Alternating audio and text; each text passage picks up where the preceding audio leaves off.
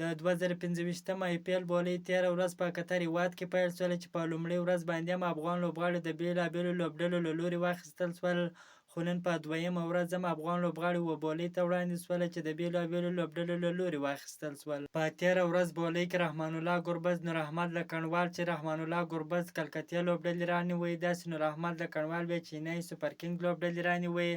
خو نن په دویمه ورځ بیا عظمت الله عمرزی پنجاب لوبډلې رانیوی، داسې علم محمد غضنفر بیا ممبۍ لوبډلې رانیوی، فضل حق فاروقي بیا راجستان لوبډلې رانیوی. رحمان الله ګربز تېره ورځ کلکتې لوبډلې په 80 کروړو هندۍ کلدار رانیوی، داسې نور احمد لکنډوال بیا چینی لوبډلې په 10 کروړو هندۍ کلدار رانیوی.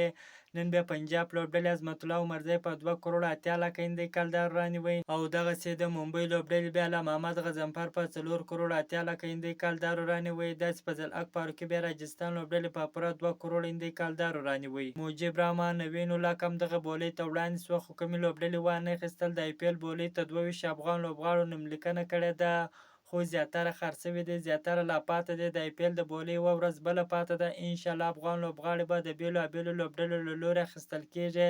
تاسو هم دعاګانې کوئ چې تر څو افغان لوبغاړي په IPL کې واخیستل شي.